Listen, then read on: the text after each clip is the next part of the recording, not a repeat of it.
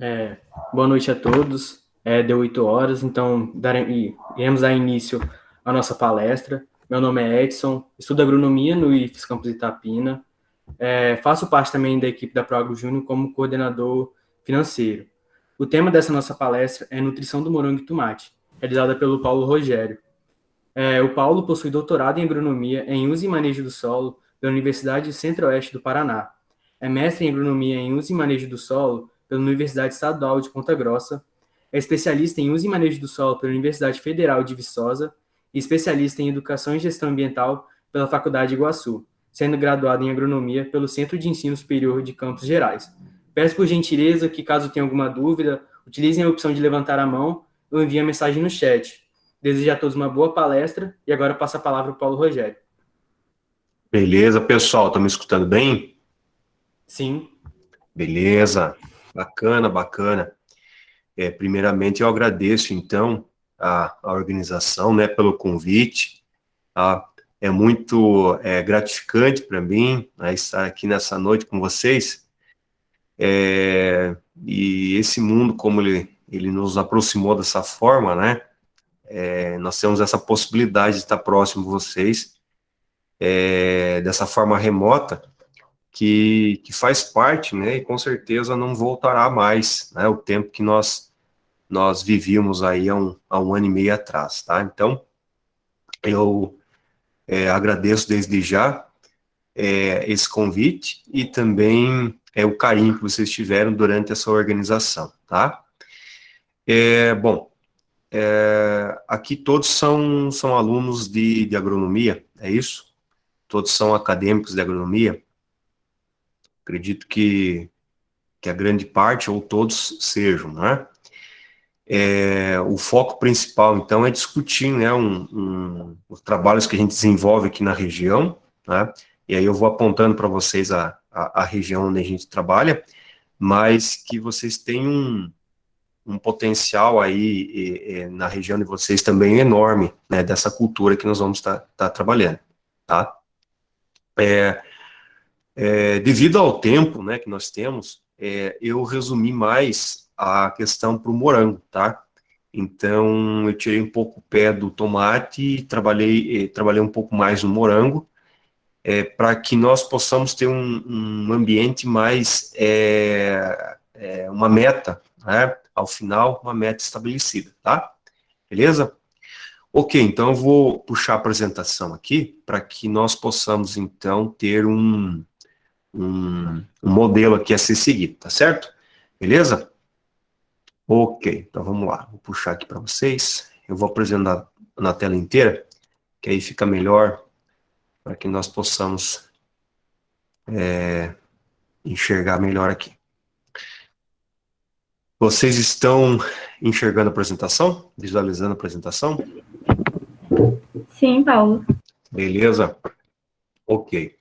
Bom, essa aqui é a nossa empresa, né, a JP Desenvolvimento Agrícola, onde nós trabalhamos principalmente aí desenvolvendo assessoria para o agricultor, tá?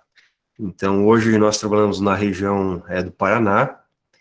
Não sei se vocês já tiveram a possibilidade de conhecer o Paraná, alguma cidade do Paraná, mas nós trabalhamos na região metropolitana de Curitiba, também centro do Paraná, e oeste e sudeste do Paraná. Então, nós fazemos um trabalho com a questão do morango, fertilização, morango, tomate, olerícolas em geral, e também questão de solo, né, manejo e conservação de solo e água, manejo integrado para essas culturas e também culturas de grãos, tá?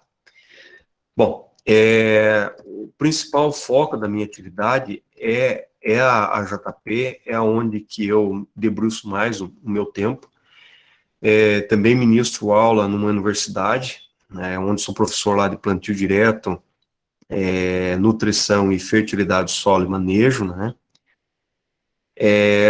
E a atividade principal, ela é a agricultura, né? Eu sou produtor rural também, mas nós temos também uma cervejaria aqui em Ponta Grossa, né? Uma cervejaria artesanal, e também fazemos parte do conselho aí, que muitos vão fazer parte depois de formado, né? Que é o CREA. tá? Conselho Regional de Engenharia e Agronomia. Aqui nós fazemos parte do CREA Estado do Paraná, perfeito? Ok? Então vamos lá. Bom, primeira parte que nós vamos estar trabalhando seria a irrigação para a cultura do morango. Essa irrigação, principalmente a utilização da irrigação por fertirrigação, né? Mas o primeiro ponto que nós vamos trabalhar é a irrigação propriamente dita, depois trabalhar com solução nutritiva, né? Dessa forma, então, nós separamos uma irrigação que mais atende à cultura do morango, que é a irrigação localizada. Perfeito? Bom, antes do entendimento da irrigação do morango, nós temos 4 perguntas aí que norteiam, né, o nosso trabalho, que seria, bom, a planta necessita de água, isso nós sabemos lá. Aqui, em fisiologia, nós aprendemos que 97%, 96% a 97% do vegetal é composto por água, então o vegetal é composto por muita água, não é? Mas nós também entendemos que essa irrigação, ela articula a movimentação dos elementos nutricionais na planta, né? Então, nenhum tipo de elemento entra na planta se não for através da água, né? Então, a água é o ponto-chave, né, do fator aí de levar esse nutriente para dentro da planta, né? Então, nós temos algumas perguntas aqui que norteiam o nosso sistema. O que, quando, quanto e como, né, eu vou fazer isso. Isso também serve para adubação, serve para fertirrigação, né? Essas perguntas aqui, elas vão ser respondidas sempre, né, antes do meu processo de produção. Por quê? Porque eu devo saber o que eu devo aplicar, quando eu devo aplicar, o quanto e o como que eu vou fazer isso. Eu me refiro nessa questão o nutriente, né? Então, eu preciso entender da questão nutricional da cultura, para que nós possamos, então, ajudar essa planta a desenvolver, ter maior produtividade. Perfeito? Bom, então, nesse caso aqui, um panorama geral do perfil de alguns sistemas de irrigação no Brasil, né? Não sei se vocês já tiveram irrigação na disciplina de vocês, se vocês já cursaram essa disciplina, né? Mas na aula de irrigação, nós falamos sobre os sistemas de irrigação. E os sistemas de irrigação, eles são diferentes, né, para cada tipo de cultura. Boa parte aí é uma divisão de acordo com o tipo de produção dessa cultura, né? Então, aqui nós temos a aspersão por pivô, inundação, fluxo, localizada e outros métodos de irrigação. Bom, e aqui nós temos a região. Então, vamos pegar a região sudeste, né, que a maior parte de vocês fazem parte aí, né? Uma boa, né, porcentagem é por sistemas de aspersão, né? Já no sul, né, principalmente Rio Grande do Sul e Santa Catarina, a maior porcentagem de irrigação está no sistema de inundação, que é o arroz, né, a produção do arroz inundado. Perfeito? E no Nordeste, por exemplo, a maior parte se repete por aspersão, né?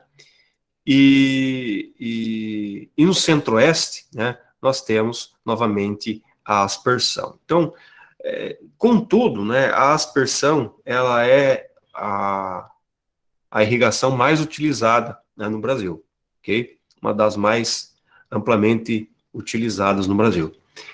Entretanto, algumas culturas, como é exemplo do morango, em sistemas de irrigação por fertirrigação, né, é utilizado o sistema localizado, que é através de gotejamento, né, da fita gotejadora, tá? Então, esse sistema localizado ainda é um sistema pouco difundido ou pouco utilizado ainda, porque nós temos um volume, né, uma quantidade, a porcentagem de área ainda é baixa, né? A tendência é aumentar nos próximos anos, devido à diversidade, né, na propriedade. Então, as propriedades estão se diversificando, e com a diversidade vem culturas como o morango, como o tomate, né, como outras olerícolas, e a tendência da irrigação localizada é aumentar. Perfeito? Bom, irrigar é necessário, né? Nós sabemos que algumas culturas, elas têm um valor agregado, né, no produto final, e a não irrigação poderá ocasionar uma menor produtividade. E isso realmente não é interessante, porque hoje nós diminuímos as áreas de plantio, né, as áreas de produção, mas queremos aumentar o volume por área, e isso é inteligente da nossa parte, né? Essa é a nossa missão como agrônomo, trabalhar uma pequena área, mas produzir mais, retirar mais alimentos daquela área. E a gente se orgulha aqui do Paraná, porque o Paraná é o estado que mais produz alimentos por metro quadrado do mundo, tá? E isso só foi possível, né, devido a aumentar a tecnologia em cada metro quadrado, né? E é isso que nós, como agrônomos, né, engenheiros agrônomos, precisamos nos atentar, né? Uma propriedade, ela é produtiva quando ela tem como meta utilizar de forma eficiente a sua área de produção, ok? Bom, todas as culturas, então, para eu ter uma produção maior, eu preciso de água. E se a água ela não vem de precipitação, ela tem que vir de irrigação. Aqui está, por exemplo, um morango, né, em sequeiro e morango irrigado. Nós temos uma diferença de mais de 100%, né, de aumento quando se tem uma irrigação, né, 150% para ser mais exato. Um incremento de 150% num sistema de produção é muito alto. Então, nós não podemos produzir um alimento, né, sem entender dessas técnicas, principalmente a técnica de irrigação, que é uma premissa básica aí da produção do alimento, né? Bom, como que eu realizo essa irrigação no morango? Bom, nós temos no morango duas situações. Ou o morango é em solo ou o morango é em slab, né?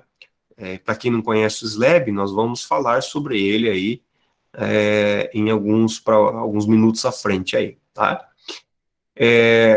A irrigação, ela pode sofrer diferença se eu estou trabalhando no slab ou se eu estou trabalhando essa irrigação via solo, tá? Entretanto, a mais utilizada nesses dois sistemas de produção no morango é o sistema localizado por gotejamento, tá? Então, o gotejamento é o sistema amplamente utilizado para a cultura. Por quê?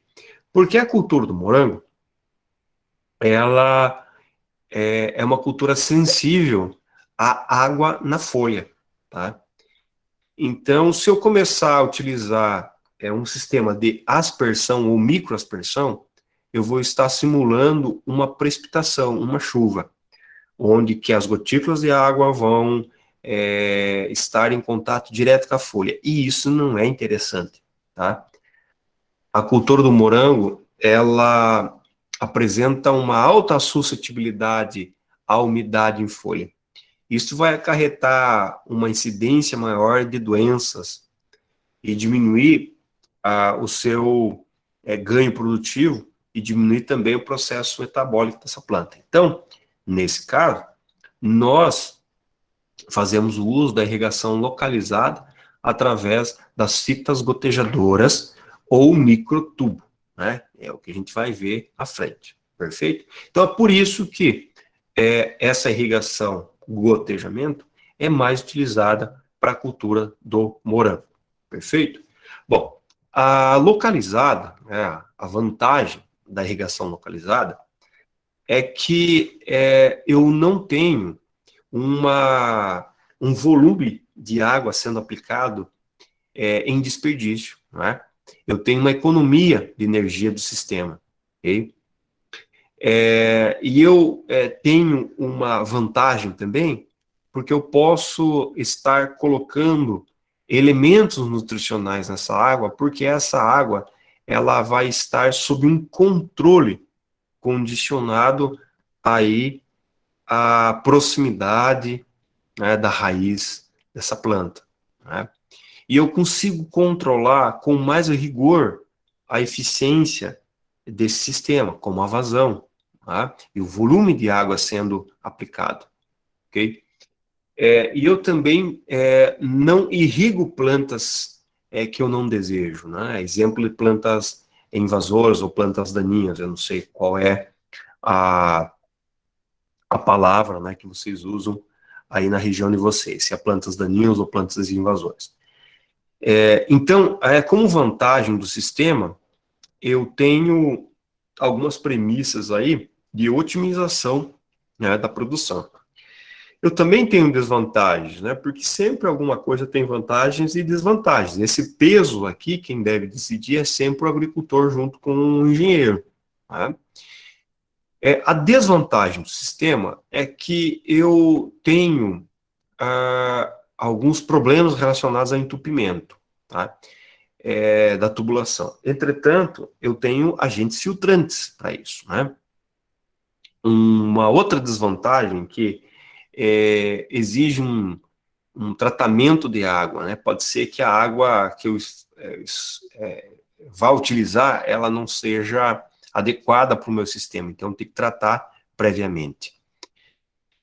Também eu tenho um menor controle da umidade relativa do ar, porque essa irrigação, como é localizada e é localizada em raiz, ela apresenta uma baixa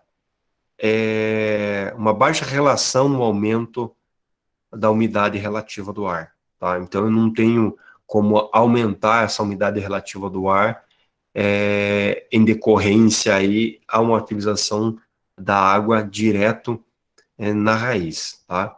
Já uma aspersão, por exemplo, eu poderia estar aplicando essa água e a água formar vapores de água e com isso aumentar a umidade relativa do ar, né, diminuindo a temperatura, enfim. Inicialmente, eu posso ter um custo elevado, porque eu preciso de agentes filtrantes, eu preciso de cabeçal de controle, né, de bombas, né, registros, enfim. Isso acaba encarecendo um pouco o sistema. Apesar das desvantagens do sistema, de algumas desvantagens, as vantagens são mais interessantes, tá? E as vantagens levam ao produtor a aderir a esse sistema de irrigação, né, que é o sistema por gotejamento. Perfeito? Bom, num sistema para gotejamento, nós temos aí alguns periféricos, né, alguns equipamentos periféricos. Nós temos as bombas, nós temos as caixas d'água, nós temos as tubulações, nós temos os agentes filtrantes. Não vamos entrar em detalhe em cada um deles, que não é o tema principal. Mas é isso que encarece o sistema, porque os agentes filtrantes, né, as bombas, tá, os aeradores, que em alguns casos eu preciso ter aeradores, né, de solução para aumentar a aeração da solução. Em alguns sistemas automatizados, eu tenho os dosadores de produtos, né, nutricionais concentrados direto na água de irrigação. Então, isso vai encarecendo o sistema. Entretanto, esses equipamentos periféricos, eles têm uma vida útil relativamente grande, né? Então, a questão o payback, né, o tempo de retorno de pagamento, varia de 3 a 4 anos. A partir desse ano, eu começo a ter um retorno maior, porque os equipamentos já foram pagos, né? Então, inicialmente, o sistema ele é mais caro por necessitar de equipamentos um pouco mais específicos para esse fim de irrigação, né? Então, por exemplo, aqui nós temos um sistema de irrigação que utiliza um cano, e nesse cano eu tenho um derivador, né? E esse derivador, ele deriva 4 saídas. E essas saídas nós temos os microtubos, tá? Esses microtubos vão a cada planta, então cada planta vai receber um microtubo. E na ponta desse microtubo, eu tenho um espeto ou bailarina. Aí eu também não sei como que vocês chamam na região de vocês. Esse sistema aqui é um sistema muito mais eficiente e que tem um controle muito maior do volume, né, de água a ser aplicado na cultura. Entretanto, eu tenho um encarecimento por parte das peças utilizadas nesse sistema, tá? Mas a vantagem é quando se tem esse sistema comparado com a fita gotejadora, né, leva a entender que se paga esse sistema aqui, ele se paga, perfeito? Então é um sistema que é muito utilizado em morango, utilizado em tomate, principalmente tomate em vaso ou tomate em slab, tá? Lembrando que essa tubulação aqui, o microtubo tem que ser cortado do mesmo tamanho, todos eles do mesmo tamanho, na estufa toda, né, do mesmo tamanho. Então, para que não haja diferença de pressões, né, dentro da linha, ok? Para que não aconteça, então, o entupimento, né, desses sistemas aqui, tanto do microtubo, né, que nós colocamos aqui, tanto da fita gotejadora, que nós vamos ver à frente, tá? Nós precisamos de agentes filtrantes, né? E aí nós temos muitos tipos de filtros disponíveis no mercado, ok? Quais são as diferenças, tá? Esse filtro azul aqui, ele tem uma possibilidade de uma vazão maior de filtrar, né, de filtragem. Então, nós chamamos ele de hidrociclone, ele é responsável por filtrar mais rápido essa água, né, do reservatório, e como a eficiência dele é maior, lógico, ele vai precisar de mais volume de água, e normalmente eu trabalho em ambientes que precisam de um volume grande de água, tá? Que não é o caso da grande maioria dos produtores de tomate ou de morango, tá? Os produtores de tomate e morango utilizam agentes filtrantes como esses, de disco ou de tela, tá? Esses filtros menores, bem menores, que fazem uma função muito parecida com o hidrociclone. Claro, o hidrociclone, a eficiência dele, a rapidez é muito maior. Entretanto, os filtros, né, normais, os filtros aí que são utilizados em maior número, eles fazem o seu papel. Tá? E qual que é a diferença entre um filtro de disco e um filtro de tela? A manutenção, tá? A manutenção de um filtro de tela é maior. Diariamente você tem que estar fazendo a retrolavagem, a lavagem desse filtro. O filtro de disco, ele apresenta uma condição de um dia sim, um dia não, às vezes até 2 dias, né, ficar sem fazer a limpeza, tá? Uma outra vantagem que o filtro de disco apresenta é que eu posso trabalhar a pressão dos discos de acordo com a pressão da mola, tá? Então eu posso abrir e fechar os discos. Isso vai aumentar o sistema de filtragem ou diminuir o sistema de filtragem. Se minha água for uma água que não apresente tantos produtos aí dispersos, né, argila dispersa, floculada ou matéria orgânica, eu posso abrir um pouco mais esses discos, vou aumentar a eficiência, tá? Eu vou aumentar o volume do meu sistema de irrigação, tá? Mas ambos fazem o mesmo papel, que é filtrar.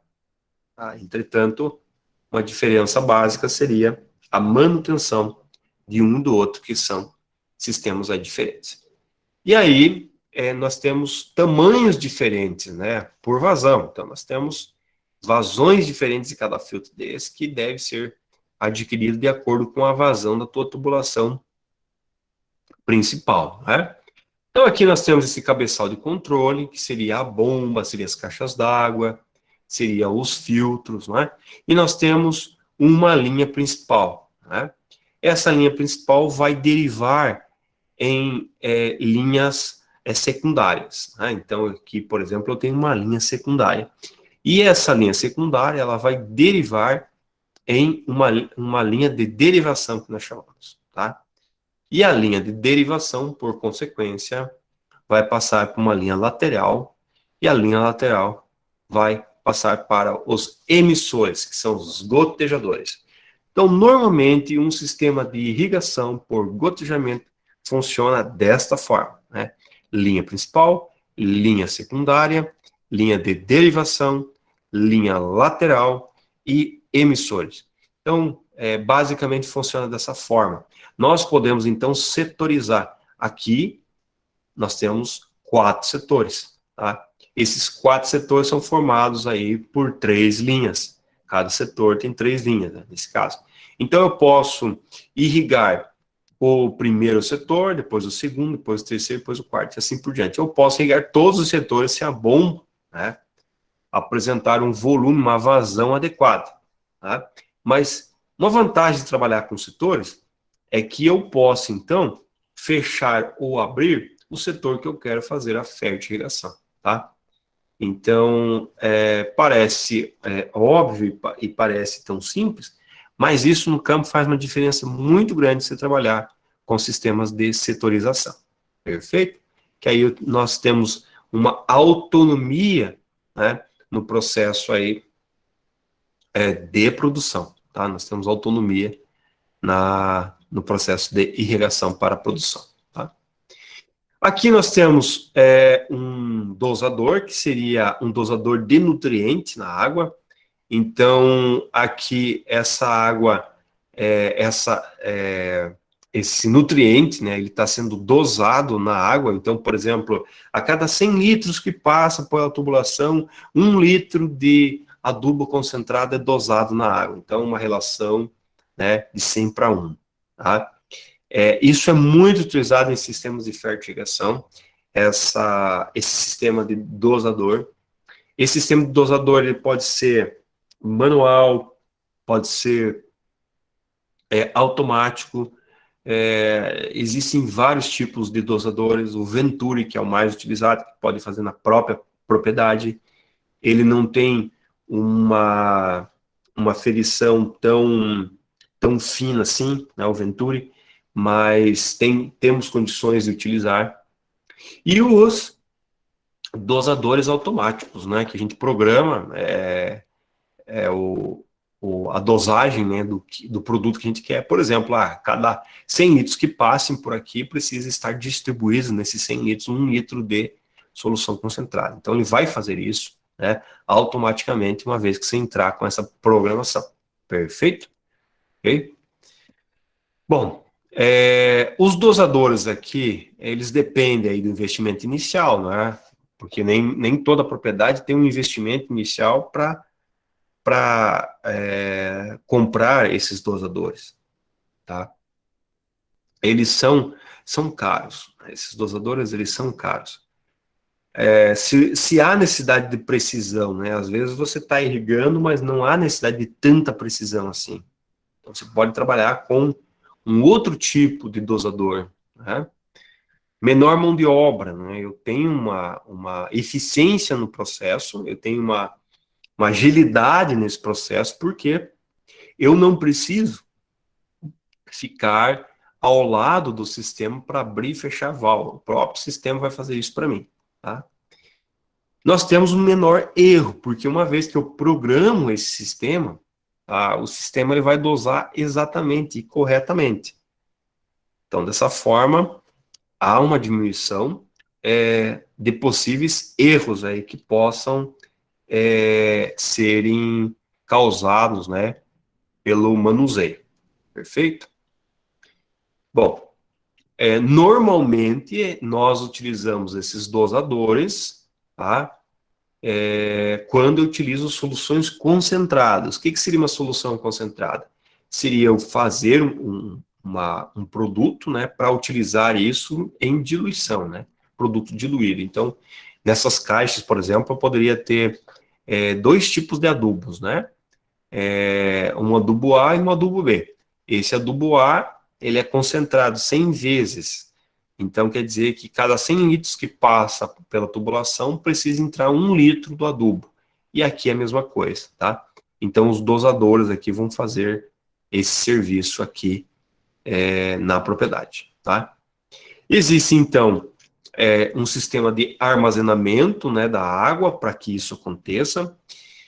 Um armazenamento da água, normalmente eu tenho um reservatório guarda, e o reservatório guarda, qual é o volume? Bom, o volume tem que ser de trás para frente. Quantas plantas que você vai cultivar? Eu vou cultivar 10 mil plantas. Quanto de água por planta? É tanto de água por planta. Então, no mínimo, eu tenho que ter um reservatório de tanto de água, baseado no que a planta absorve, a planta precisa diariamente, tá? Então, aqui eu tenho o reservatório guarda, depois eu tenho os reservatórios A e B. Esses reservatórios A e B são os reservatórios para água de distribuição, né, que seria nessa foto anterior, né, reservatório A e B. Então, poderia ser dessa forma, né, esses dois reservatórios. E para isso eu tenho os controladores, né, um hidrômetro, por exemplo, que eu tenho uma precisão do volume de água. Tá? Então, esse hidrômetro vai medir aqui o volume que foi passado de água, para que eu realmente saiba exatamente, porque quando eu estou trabalhando com uma irrigação localizada, principalmente fertirrigação, eu preciso estar conectado diretamente à precisão do meu sistema, tá? Porque eu estou trabalhando com soluções nutritivas e qualquer erro, qualquer vacilo ali que exista na solução nutritiva, eu posso queimar essa planta, tá?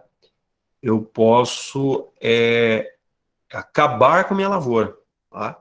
Então, por isso que eu preciso das medições de água, das medições da solução corretas, para que só assim eu ligue meu sistema de irrigação. E eu tenha, então, uma aplicação uniforme, uma aplicação coerente com aquilo que foi projetado. Perfeito? Eu não posso abrir e distribuir essa água sem saber exatamente o que ela tem dentro, né? Se ela não vai causar problemas aí de queima. É isso que a gente vai ver à frente também. E existem as tubulações aí de derivação, né? Que hoje no mercado tem muita coisa, né? Nós temos aí os produtos aí para colocar no final de linha. Então isso aqui é uma fita gotejadora, e ao final dessa fita gotejadora nós temos aqui um produto, né, que é colocado, acoplado ao final, né? Nós temos os registros, né, que podem ser acoplados. Isso aqui são engates rápidos também. Esses engates rápidos facilitam muito, né, a utilização no campo, tá? E hoje nós temos uma diversidade muito grande de empresas que fabricam esses produtos, tá? E esses produtos são duráveis, eles têm uma durabilidade alta e relativamente o investimento comparado aos anos, né, que esse produto fica no ambiente de produção, é relativamente barato, né? Então nós temos aqui alguns, né? Lógico que existem mais, né? Tem muito mais produtos aí, mas aqui é uma amostra, né, que vocês podem utilizar. E aqui estão os gotejadores. Então nós temos aqui o slab, né? Então isso aqui é um slab, que seria um ambiente de produção do morango, é o que mais se produz morango hoje, né? Morango em slab.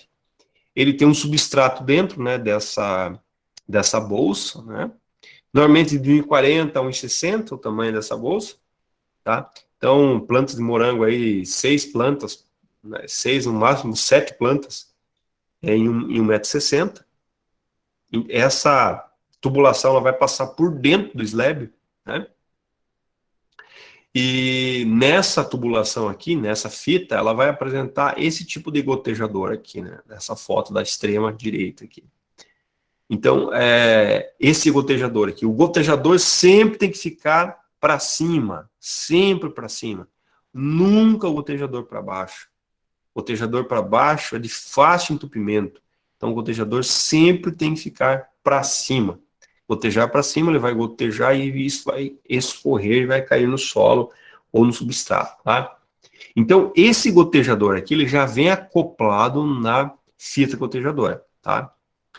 Esse gotejador aqui do meio, né, da imagem do meio, ela relata, né, essa imagem, faz nós meter a pensar aqui, ó, esse gotejador é diferente, o que ele tem de diferente? Bom, é que essa aqui não é uma fita, esse aqui é um cano, tá?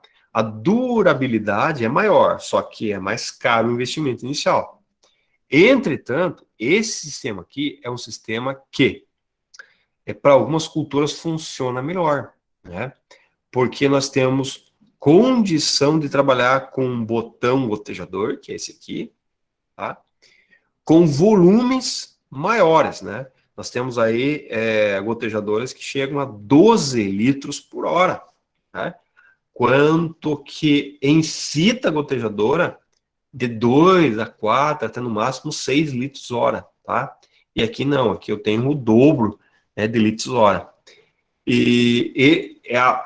O cano, né, ele vem sem furo e nós furamos de acordo com o espaçamento da cultura, tá? Então é feito o furo e é feito o acoplamento aí do botão gotejador nessa mangueira, tá? Aqui é um sistema de irrigação por microtubo, né, que nós tínhamos falado anteriormente. Então, é um sistema de irrigação por microtubo. Então, é um cano principal, né? E desse cano principal, nós temos aí a saída, né, do microtubo. Para cada vaso, um microtubo, né? Então, esse microtubo, ele é eficiente, né? Se torna aí um produto mais eficiente, mas nós temos algumas desvantagens, como os tratos culturais, né? A desfolha, a retirada de estolão, a própria colheita, esses microtubos acabam atrapalhando um pouquinho, tá? Então eu tenho que trabalhar muito bem isso para não ter uma diminuição aí na eficiência do meu trabalho posteriormente, tá? E aqui, então, um sistema de produção de morango em sistema de calha, né? Não é slab, é calha, então a calha é uma calha aberta aqui em cima, onde recebe o substrato, né? E por que em calha? Normalmente, em calha mais profundo, eu tenho uma agente, né, raiz, explorando mais o perfil desse substrato e, consequentemente, absorvendo mais água e também nutrientes, tá? Então, seria essa relação. Então, aqui, como nós colocamos, existe, então, a fita gotejadora, né, que vai fazer esse serviço de gotejar água ou fertilização.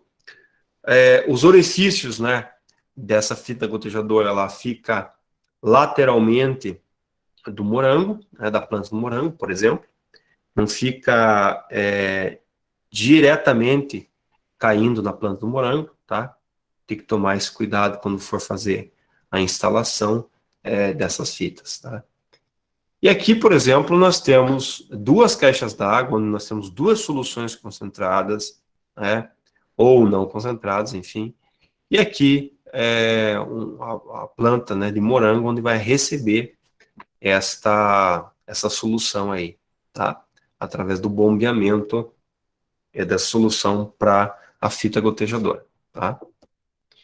E aqui nós temos uma outra situação, que são os microtubos, né? Um cano principal, aí os microtubos saindo, indo para cada planta. Logo, eu tenho maior eficiência, entretanto, maior custo de implantação e maior gasto, né, de manutenção devido à questão de entupimento. Então, tem que tomar bastante cuidado com a questão aí de entupimento, tá? Aqui nós temos uma bomba dosadora, né, um dosador de nutriente. Então, aqui nós temos uma solução concentrada, onde ele vai dosar de acordo com aquilo que foi estipulado para ele fazer, tá? E quem colocou para esse equipamento fazer? Nós, né, engenheiros agrônomos, foram lá regular o equipamento para que saia exatamente a solução calculada para a quantidade de água suficiente, tá? Aqui é uma imagem do microtubo, uma irrigação por gotejamento via microtubo, e aqui na ponta, né, são chamadas de ponteiras, ou são chamadas também de bailarinas, tá? Isso tem uma modificação na palavra aí onde vocês estão, tá? Aqui é um sistema de recolhimento da solução nutritiva. Então, quer dizer, a solução nutritiva, ela vem de lá e ela vai sendo irrigada, e o excedente, ela está sendo coletado aqui embaixo e cai nessa caixa. O que acontece? Essa solução aqui, ela provavelmente não seja igual como ela entrou, porque ela passou pelo slab, passou pelo substrato e caiu aqui. Então, nós aconselhamos não utilizar essa solução nutritiva por um morango novamente, porque nós não sabemos exatamente o que tem ali dentro, né? Nós recomendamos, então, a utilização dessa solução nutritiva em outra lavoura, uma pastagem, um pomar, alguma coisa nesse sentido, porque para ser eficiente o uso no morango, tinha que fazer vários testes, e isso encarece muito o processo de produção, tá? E aí não é vantajoso, né, para o produtor rural abrir, né, essa parte de investimento na propriedade, tá? Ok? Bom, qual que é o volume, então, que nós utilizamos para o morango, para irrigação para o morango, né? No momento da irrigação, nós utilizamos normalmente aí em torno de 2 a 5 minutos de pulso de irrigação. A gente chama pulso cada vez que nós vamos irrigar, tá? Normalmente, no inverno, nós irrigamos uma vez só, nós utilizamos um pulso de irrigação, tá? De 2 a 5 minutos. No verão, isso pode chegar até 3 pulsos de irrigação por dia, tá? Então, nós irrigamos bem de manhã, daí irrigamos aí por volta das 2 horas da tarde, e voltamos a irrigar no máximo às 4 horas da tarde. Então, seriam 3 pulsos de irrigação, tá? Mas isso vai depender, né, da situação que o substrato está, da umidade relativa do ar, temperatura na estufa, tá? Tudo isso, então, vai influenciar no que diz respeito aí aos pulsos de irrigação, tá? Normalmente a gente faz um pulso de irrigação no inverno e 2, no máximo 3 pulsos de irrigação no verão, né, na época mais quente, tá? Bom, e quanto de água por planta? No início, né, quando essa planta está jovem ainda, quando fizemos o transplantio, os primeiros 15, 20 dias, essa planta ela não absorve muita água, ela está pequena ainda. Então, normalmente é de 150 ml de água por planta. Chegando até 300 ml por planta no período de produção, né, no período de frutificação pleno, tá? Então, essa planta absorve bastante água, relativamente bastante água, tá? Então, aí, uma base de 9 litros, aí, 10 litros por mês cada planta, né, normalmente, tá? Isso aí é uma base para a gente calcular a vazão da bomba, tá? Então, se eu tenho 300 ml por planta, né, e eu tenho 1.000 plantas, então eu preciso de 3.000 litros de água, né? E assim por diante, tá? É assim que é feito os cálculos aí para que a gente consiga, né, chegar a uma nutrição e também o volume de água necessário para cada planta em cada fase. Lembrando também que cada fase da planta, nós alteramos o processo de irrigação. E não só de irrigação, como também de nutrição, né? A fase vegetativa é um volume de água, tá? E volume de nutriente, concentração de nutriente. E a fase de frutificação é um volume de água também diferente e também nutrição diferente. Lembrando que a fase de frutificação, né, para os morangos aí de dias neutros, né, coincide com o período de verão. Então, normalmente você irriga mais também porque a evapotranspiração é maior. Talvez vocês já tenham ouvido falar, né, ou a disciplina de agrometeorologia, talvez vocês tenham trabalhado na evapotranspiração, né. A evapotranspiração vai fazer parte do sistema de irrigação, não tem como trabalhar ao potencial negativo, né, da água, déficit, ou potencial negativo de água, e tudo aquilo que vocês viram ou vão ainda ver na disciplina de irrigação, tá? Bom, mas essa variação aqui é de 2 a 5 minutos, né? O sistema de irrigação fica ligado, e de 150 a 300 ml de água por planta, é variável. Isso vai depender do slab, do tipo de slab, do tipo de substrato. E o que mais a gente está tendo problema é do substrato no slab, tá? Eu não sei se alguém aqui trabalha com morango, já presenciou isso, talvez seja produtor de morango, né? Nós estamos verificando uma condição muito diversa no substrato. A mesma empresa com substratos diferentes, né? E isso é muito ruim, porque o substrato não é um produto para absorver nada. O substrato é um meio, né? De promover aí a seguridade da raiz, né? A arquitetura da planta, e não de absorver nada, né? Mas a gente está vendo que tem muito substrato que apresenta absorção.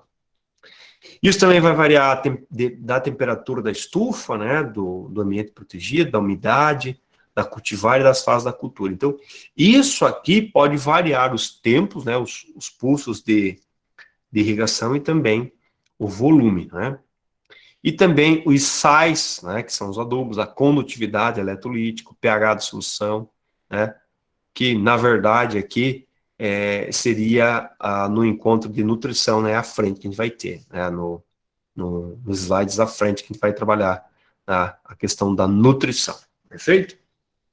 Bom, como é que eu controlo tudo isso, né? Como é que eu posso controlar a questão da irrigação? Como é que eu posso controlar a nutrição, né? Eu tenho que prever aí que o adubo que eu estou colocando nessa água, ele vai ser solúvel.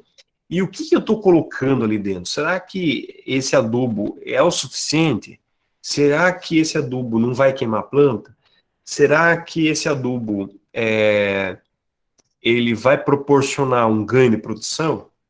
Então, nós começamos a fazer essas perguntas e, com isso, né, para obter essas respostas aí, nós precisamos nos atentar com algumas mensurações, tá? Uma delas, e muito importante, é o pH, né? Então, o pH da água, ele é interessante que esteja aí o pH da água de irrigação entre 6,5 a 7,5 no máximo, tá? Ok? Porque quando nós colocarmos os produtos, né, os fertilizantes nessa água para virar a solução, consequentemente, esse pH vai baixar, né? Porque a solução, né, os produtos, eles acabam baixando o potencial hidrogeniônico, né, da solução, né, da água. Ok? Então, e o pH da solução tem que estar entre 5,5 e 6,5. Esse é o pH da solução que vai para a planta, tá? Então, nós observamos, né, se está dentro desse pH. Se não estiver dentro desse pH, nós temos que alterar. Se o pH estiver muito ácido, tá, acima de 6,5, nós utilizamos, quer dizer, muito básico, acima de 6,5, nós vamos utilizar, então, o ácido fosfórico. O ácido fosfórico vai baixar esse pH, ok? Quando o pH está muito básico, acima de 7, 7,5, tá? Nós utilizamos o ácido fosfórico. Mas quando o pH está muito ácido, né, abaixo de 5,5, nós vamos ter que utilizar o hidróxido de potássio, tá, para aumentar esse pH. Então, essa regulagem, essa aferição é de extrema importância na hidroponia, né, extrema importância na fertirrigação, ok? E muitos não fazem, e isso realmente evidencia a perda da produção, ou diminuição da produção, ou, se bem feito, aumenta a produtividade e qualidade do produto, né? Então, seria essa a diferença quando eu utilizo, né, o controle, o monitoramento, né? Um outro monitoramento que devemos fazer sem falta é o controle da condutividade eletrolítica da água ou da solução, tá? O que seria a condutividade eletrolítica? Seria a mensuração de quão está passando de corrente elétrica em um determinado soluto. Nesse caso, na água ou na solução nutritiva, tá?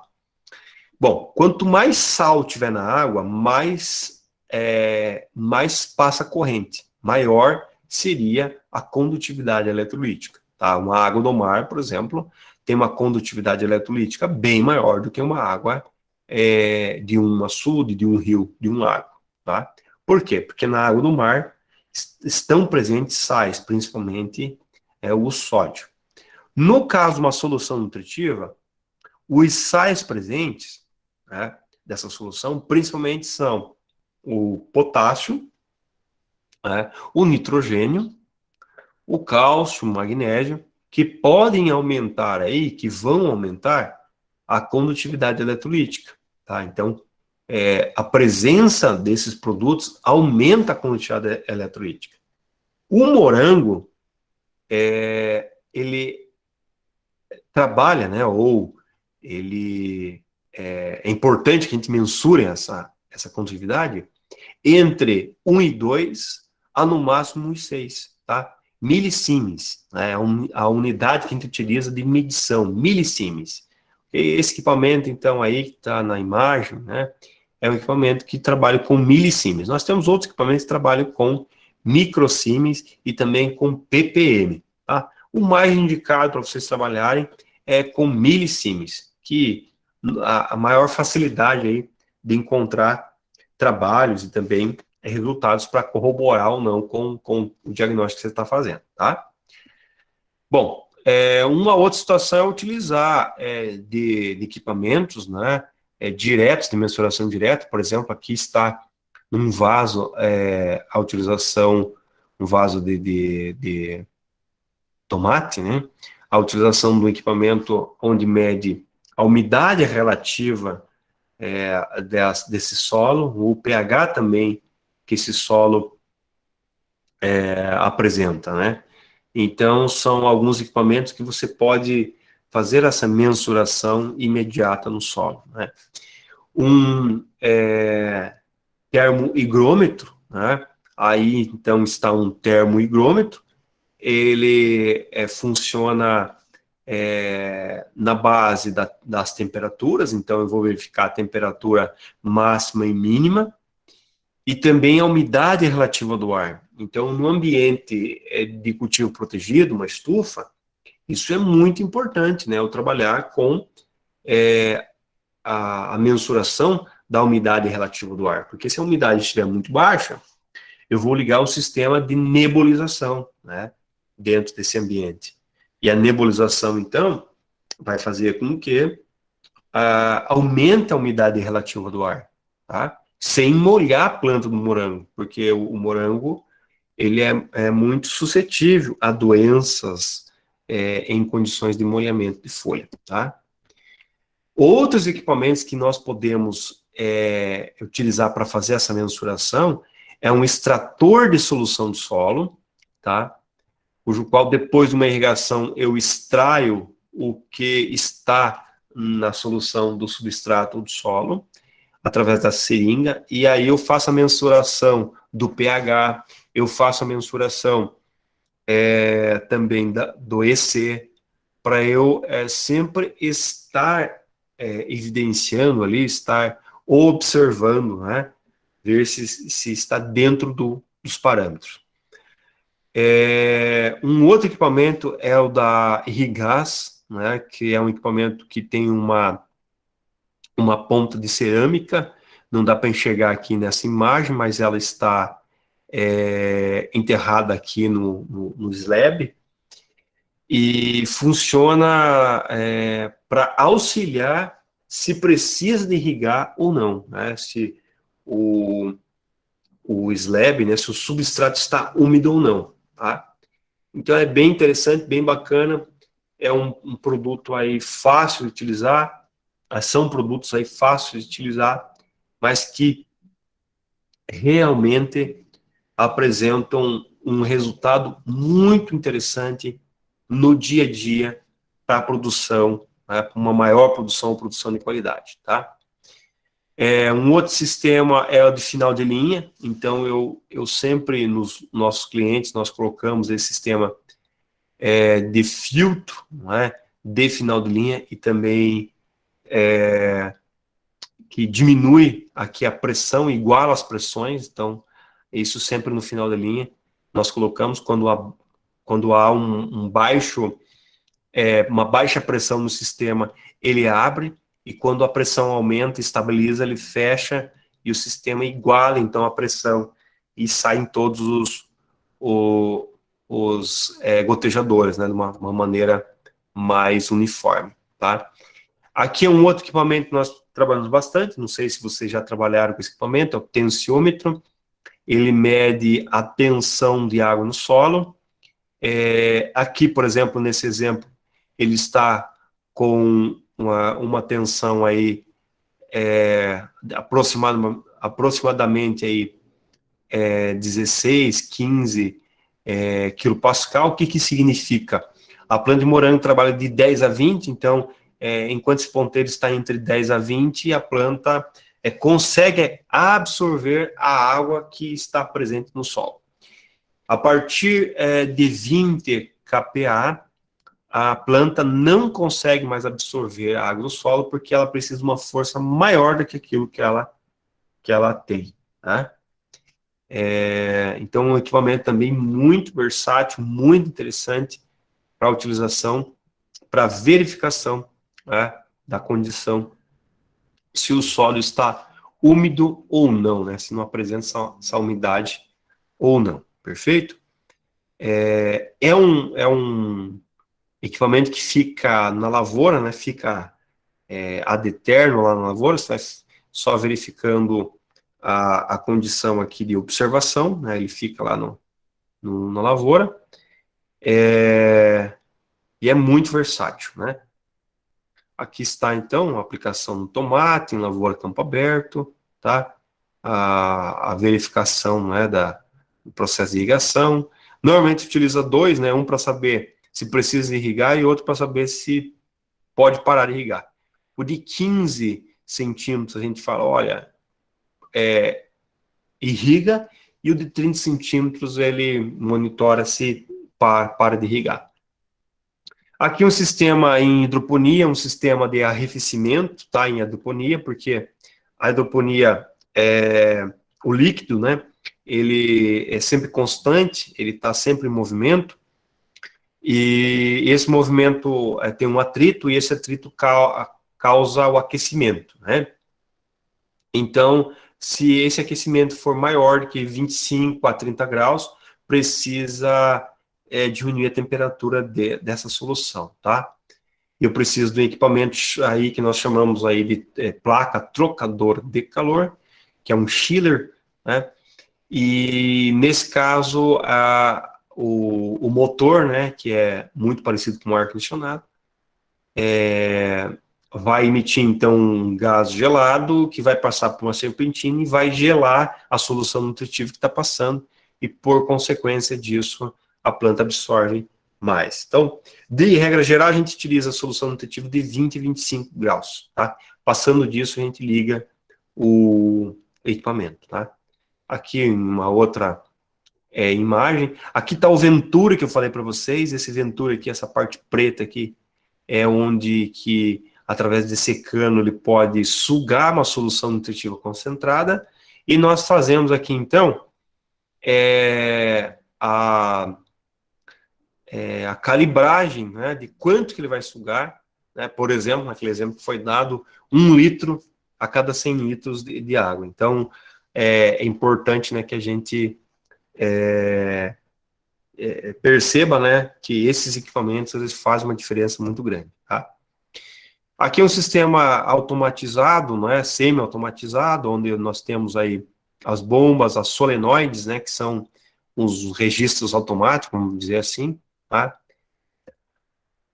Aqui uma propriedade em Balsa Nova, ele aproveita a água da residência, então a água ela é canalizada, a água da chuva, né, da precipitação, é canalizada em uma caixa d'água, onde essa caixa d'água é distribuída no sistema de produção do produtor. Aqui está um painel de controle, onde ele faz a verificação, né, e também a condição de ligar e desligar os equipamentos, de uma maneira semi-automática, né?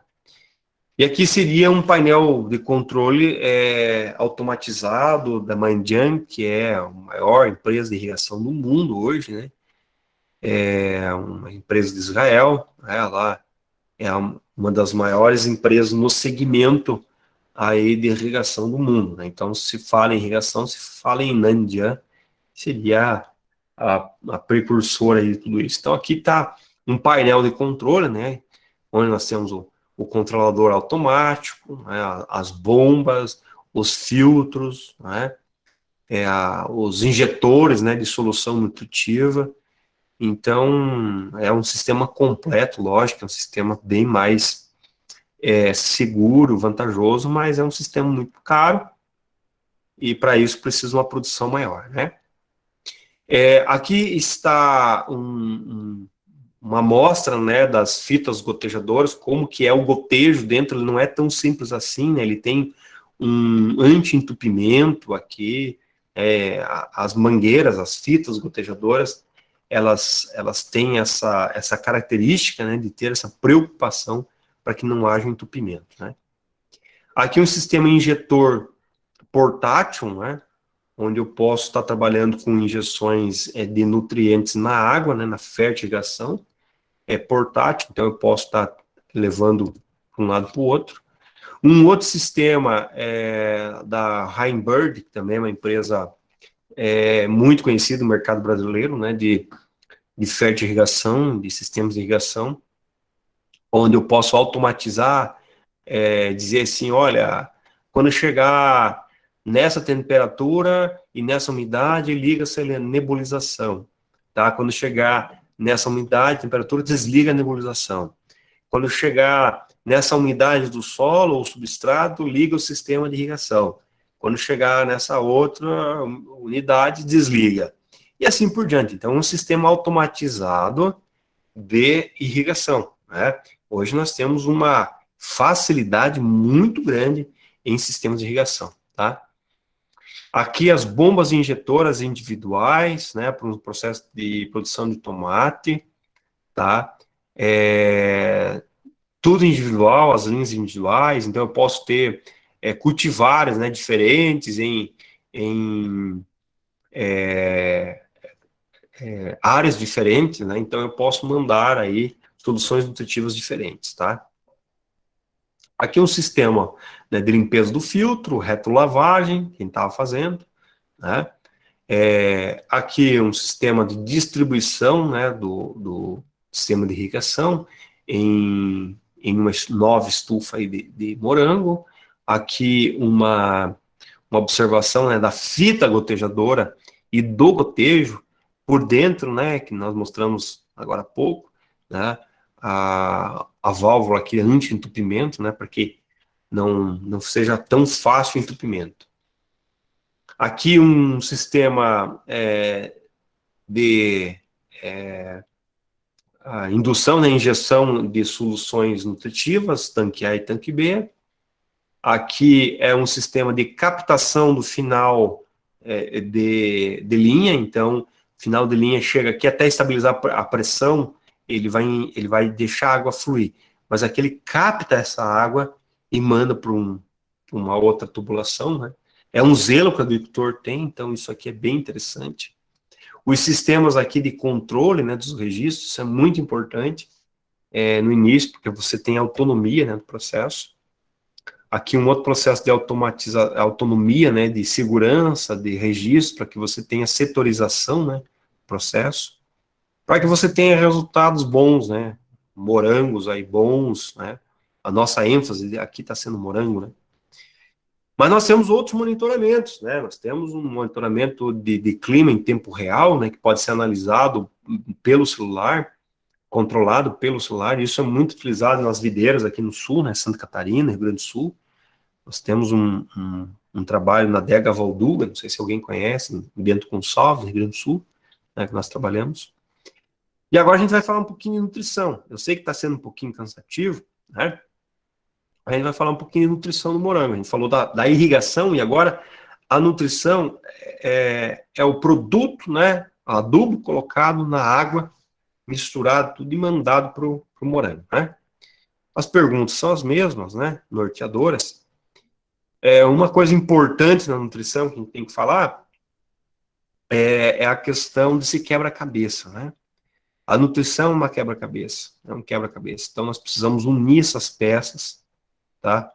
E essa união, ela tem 3 fatores aí. A fertilidade do solo, se for assim, né, a produção de solo, a nutrição de planta e a adubação. Nós só vamos ter uma produção eficiente, né, se realmente essas três peças do quebra-cabeça estiverem montadas aí, né. E uma coisa muito importante que vocês devem levar consigo na vida profissional de vocês é que plantas saudáveis, plantas bem nutridas, elas não apresentam, né, processos de pragas e doenças. Isso é o bem da trofobiose, né, que nós chamamos trofobiose. Né? Então, existiu aí no Brasil, né, uma pessoa que pregou bastante isso, foi a Ana Primavera, que ela colocou, olha, uma planta bem nutrida, ela consequentemente, né, essa planta bem nutrida, ela vai produzir e vai ser menos prejudicada pelo ataque de pragas e doenças, né? Então, a nutrição é a base vegetal. Então, se uma nutrição bem feita, né, bem balanceada, nós vamos ter menor ataque de praga e doença. Isso é provado já, isso já é fato, né? Ok? Bom, para entender um pouquinho, não sei se vocês já tiveram aula de nutrição ou fertilidade, nós temos aí os nutrientes divididos em 2 grupos, né? Os macro e os micronutrientes, perfeito? Lembrando sempre que os macronutrientes são aqueles que são absorvidos em maior quantidade, ou que são requeridos em maior quantidade. Já os micronutrientes são os nutrientes que são exigidos pela planta em menores quantidades, tá? Entretanto, ambos necessitam estar na planta, tanto macro quanto micro. Aqui está uma imagem do laboratório do conceituado, né, pesquisador Just von Liebig, né, que em 1840 ele provou a lei do mínimo, né, do barrilzinho lá, não sei se vocês já viram, né, o barril, onde que o Just von Liebig era um pesquisador alemão, um biólogo, e ele provou que a as plantas necessitam, né, de no mínimo 14 elementos nutricionais, né? Entre eles aí 6 macros nutrientes e 8 micronutrientes, né? São os elementos essenciais para a vida e produção no vegetal, perfeito? Bom, uma vez que ele provou isso, o entendimento nosso seria o que eu preciso aplicar, né? O quanto que eu preciso aplicar, como que eu faço isso e quando que eu faço isso, né? Essas são as perguntas norteadoras aí para a nutrição vegetal de plantas, né? Então, aqui está, né? Nós temos uma exigência que a planta tem, a quantidade que o solo tem, ou a quantidade que a água tem nesse processo aí de fertilização, né? E o que vai se perder, né? Uma parte perde. E o que a planta vai absorver no seu processo, né? Para que tenha uma produtividade boa. Mas nós temos fatores aí de perdas, né? Se nós estamos num ambiente aberto, por exemplo, as perdas são maiores. Eu posso ter fixação do fósforo, eu posso ter lixiviação, né, do produto, eu posso ter volatilização desse produto, né? E aí eu tenho a absorção desse produto pela planta. Então, quando eu aplico, por exemplo, 100 kg de fósforo, de pentóxido de fósforo, de P2A5 no solo, quantos quilos efetivamente desse fósforo pode ser absorvido? Essa é a questão, né?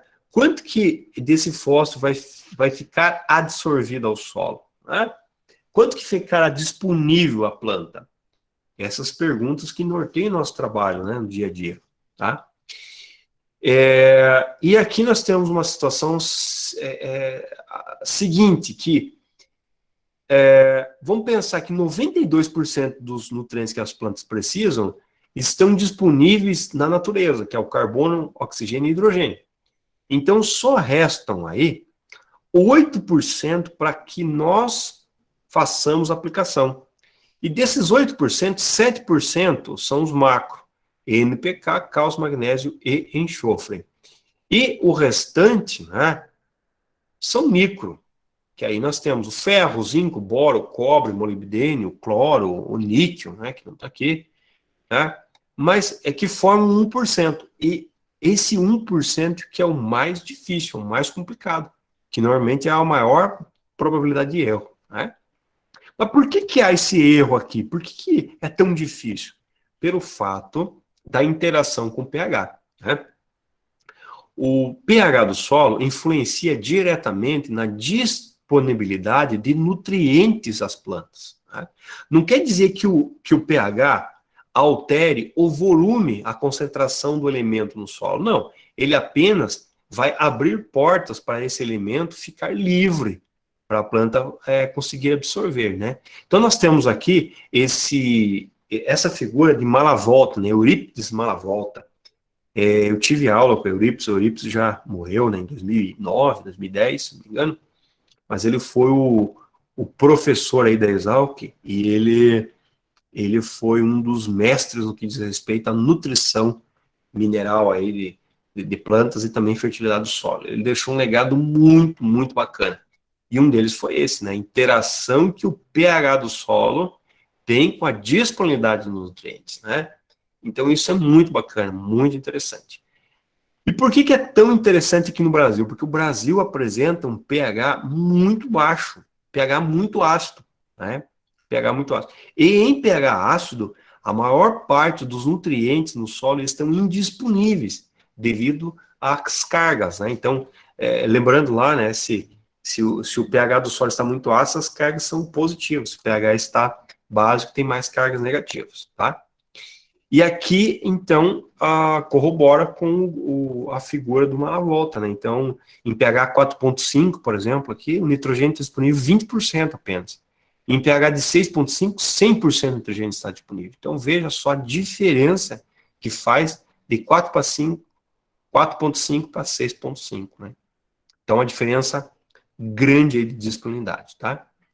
E a nutrição tem que ser levada a sério, né? Claro que são contrastes aqui diferentes, mas veja, né, uma nutrição bem feita e uma nutrição mal trabalhada. E outra coisa que interfere diretamente na nutrição é a compatibilidade, né, juntar todos os adubos e jogar num local só. Às vezes esses adubos eles têm interação entre eles e pode formar antagonismo ou sinergismo. O antagonismo é um anular o outro. E isso realmente acontece na água, quando a gente coloca produtos misturados aí na água. Isso pode formar um antagonismo, né? Um pode anular o outro, né? Mas nós sempre esperamos o quê? Uma produção de, no mínimo, aqui, 80%, tá? Eu vou adubando, até que chega num platô, né? Eu vou ter que atingir, no mínimo, 80% a 100% de produtividade. Abaixo de 80% de produtividade, eu estou gastando dinheiro fora, tá? Eu tenho que trabalhar a produção máxima econômica. A produção máxima econômica está aliado a maior produtividade com menor custo de produção, ok? E para entender isso, eu preciso saber quais são os níveis de nutrientes que a planta necessita, né?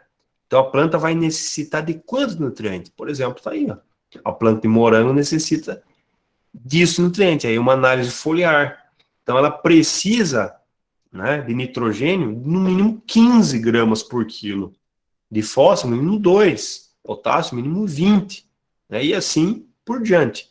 Se eu entendo isso, eu consigo saber, então, quanto que eu vou colocar do adubo, né, na água ou no solo, né? E outra coisa que me indica o que está acontecendo são as variáveis visuais que a planta pode apresentar. Por exemplo, aqui o nitrogênio, folha velha, tá? Folha mais velha, porque o nitrogênio é bastante móvel na planta, deixa as folhas avermelhadas, né? Folha velha. O fósforo, por exemplo, deixa a folha velha enrugada, né? Encarquilhada, folhas menores, deixa a folha menor, uma folha mais grossa e uma tonalidade aí marrom, né? A falta de potássio, uma folha velha também, deixa a margem dessa folha clorótica, né? Então deixa a margem aqui, ó, a borda dessa folha clorótica.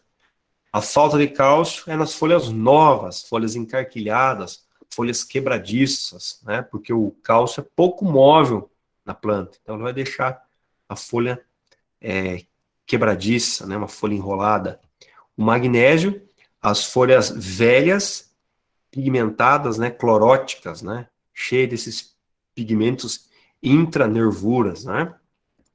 E aí o boro, por exemplo, que é um ator principal, né? O boro é como se fosse o cimento da parede e o cálcio como se fosse o tijolo da parede, né? Os dois trabalham numa formação muito bacana aí no que diz respeito à formação de células, né? Eles ligam células. A falta de boro, a falta de cálcio causa um colapso na célula.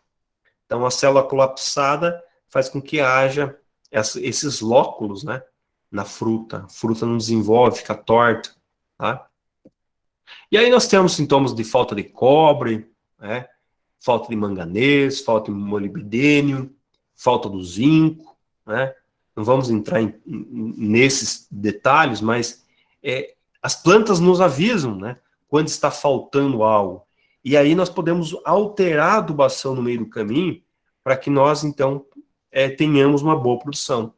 E aqui, por exemplo, nós temos uma tabela do Furlani, que é o maior pesquisador no que diz respeito ao morango e a nutrição do morango. Então, aqui está para 10 mil litros de água. Quanto que eu utilizo? Eu utilizo 5,2 quilos de nitrato de cálcio para 10 mil litros de água, né? Ou 520 para 1.000 litros de água, tá? E assim por diante. Então, nós temos aqui nitrato de cálcio, nitrato de potássio, fosfato monopotássio, MKP, sulfato de magnésio, ferro quilatizado, sulfato de manganês, sulfato de cobre, sulfato de zinco, ácido bórico, molibdênio e sódio. Então, isso aqui é para 10 mil litros. E os 10 mil litros eu vou aplicar, então, no meu morango, por exemplo. Vou medir, né, a quantidade eletrolítica disso aqui, vou medir o pH antes de fazer a aplicação. Aqui está para 1.000 litros, um outro pesquisador, o Nilson, do IDR, Instituto de Desenvolvimento Rural, que é aqui do Paraná. Ele coloca, opa, 980 litros, né, 1.000 litros, 980 litros de água. Eu faço essa mistura aqui desses adubos, né? Se o pH está ácido, eu faço essa mistura. Se o pH está alcalino, eu faço essa mistura, tá? Então, tem uma diferença, né, de pH, quando está o pH, quando está outro pH, tá? Aqui, por exemplo, tem uma outra, um outro fertilizante, né, uma outra, uma outra adubação, né, com uma solução para hidroponia, um produto pronto já, um produto líquido pronto. Então, Morango Power, aqui, por exemplo, né, para cada 100 litros de água, utilizar 48 gramas do produto em pó, né? Morango Power 2, para 100 litros, utilizar 48 gramas, né, em pó também, a mesma coisa. Então, nós temos produtos prontos já, mas que também nós temos um pouquinho de problema desses produtos prontos, porque eu não consigo ajustar, por exemplo, eu quero um pouquinho mais de nitrogênio, mas se eu colocar um pouquinho mais de nitrogênio, eu vou ter que aumentar a dose toda, daí vai um pouquinho mais de fósforo, um pouquinho mais de enxofre, um pouquinho mais de cálcio. Então, começa a levar outros nutrientes em conjunto. Quando eu trabalho com uma solução nutritiva singular ou separada, eu consigo alterar um nutriente a um. E isso que é bacana, isso que eu consigo trabalhar, tá?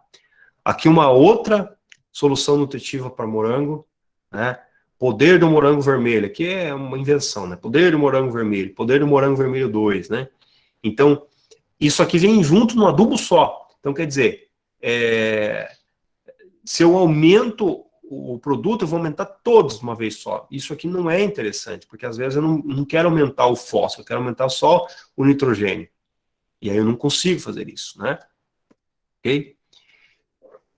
Bom, e aqui para que eu abra o registro, abra a bomba e jogue isso aí no morango, eu tenho que monitorar, tá?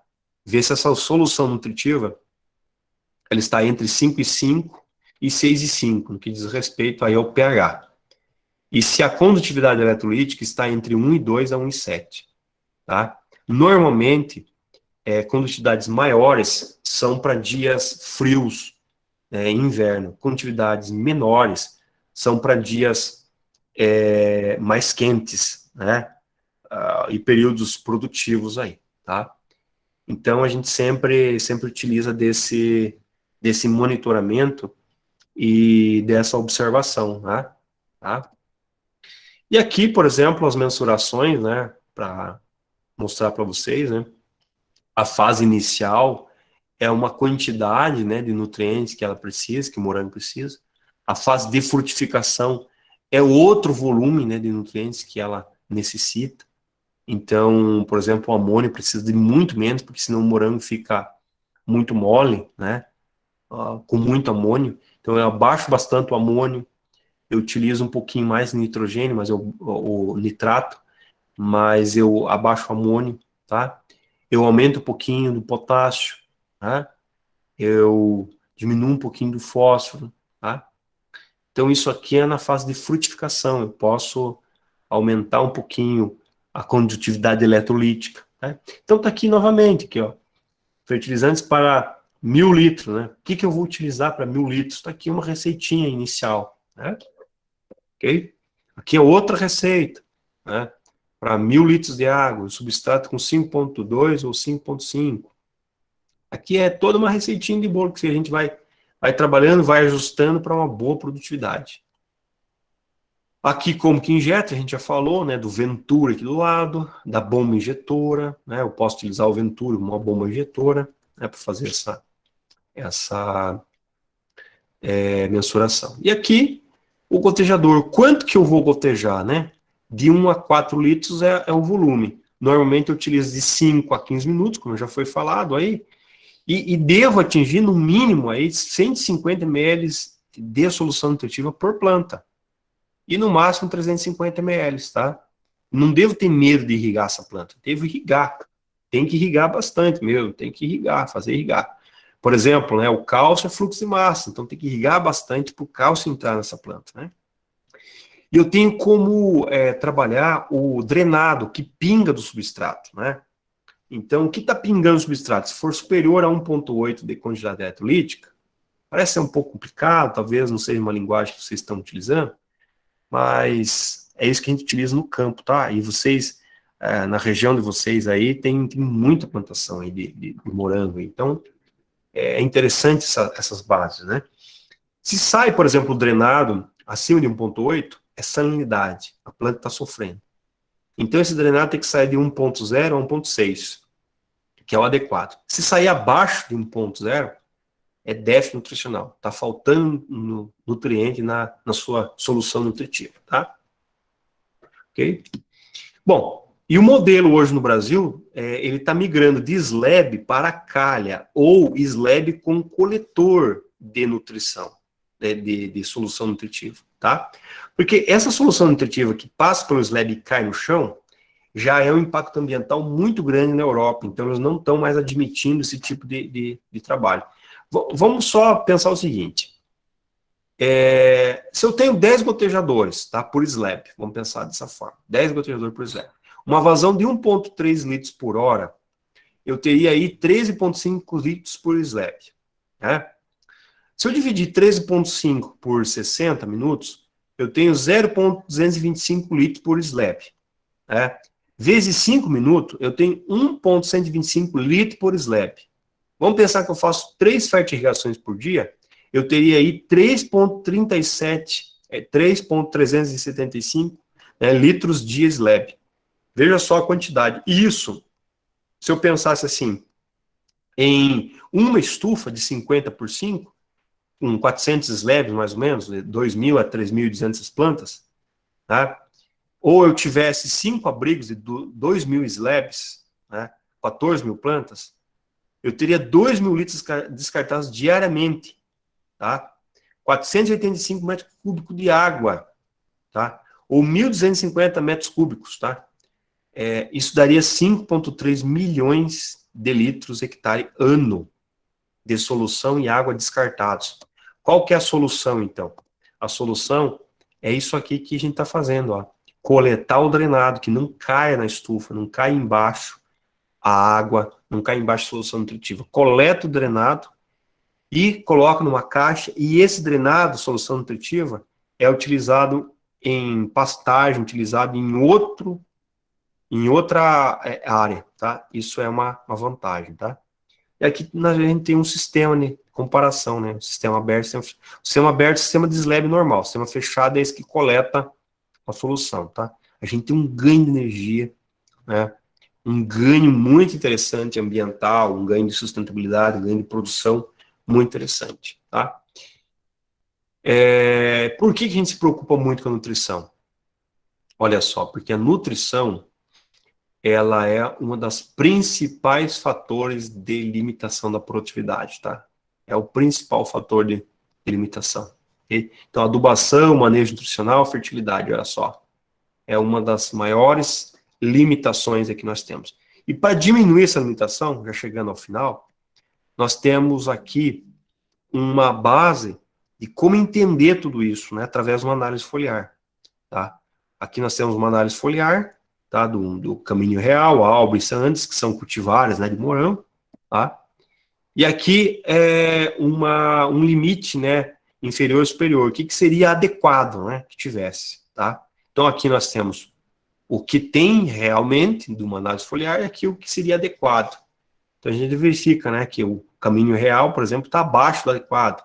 O Albion está entre, e o San Andreas está acima do adequado no que diz respeito ao nitrogênio. Então a gente verifica que o nitrogênio aqui está tendo problema no San Andreas e no Caminho Real. Uma análise foliar é muito importante. E através da análise foliar eu consigo ter um diagnóstico mais preciso, uma recomendação, que é chamado DRIS. O DRIS é um sistema integrado de diagnóstico e recomendação baseado numa situação de normativas de referencial, né? Um método matemático estatístico, tá? E que é muito utilizado em algumas culturas. E como é que funciona o DRIS, né? Ele vem da seguinte forma, ele dá um índice, e esse índice é um balanço, e esse balanço, quanto mais próximo a zero, melhor. Quando esse balanço é negativo, é deficiência. Quando esse balanço é positivo, é excesso, tá? Então, por exemplo, aqui, eu tenho um índice N, ele deu mais 6,70, quer dizer que esse balanço está com excesso de nitrogênio. O P ele deu menos 0,24, então ele está com deficiência de fósforo. E o K, ele está com menos 6,91, ele está com deficiência de potássio. Então, nesse processo aqui, o potássio, o fósforo e o nitrogênio estão interferindo negativamente no processo de produção de uma planta, tá? Então, como é que eu trabalho, né? Eu tenho um portal na Embrapa que eu posso digitar análise foliar e logo eu tenho um índice DRIS da cultura. E aí eu consigo interpretar esse índice DRIS através dessa análise foliar e dizer qual o nutriente que pode estar causando problema, tanto se ele estiver acima quanto ele estiver abaixo. E aqui está o índice DRIS, olha. Aqui, por exemplo, quanto mais próximo do verde no meio, está bom. Quanto mais à esquerda ou à direita, está pior.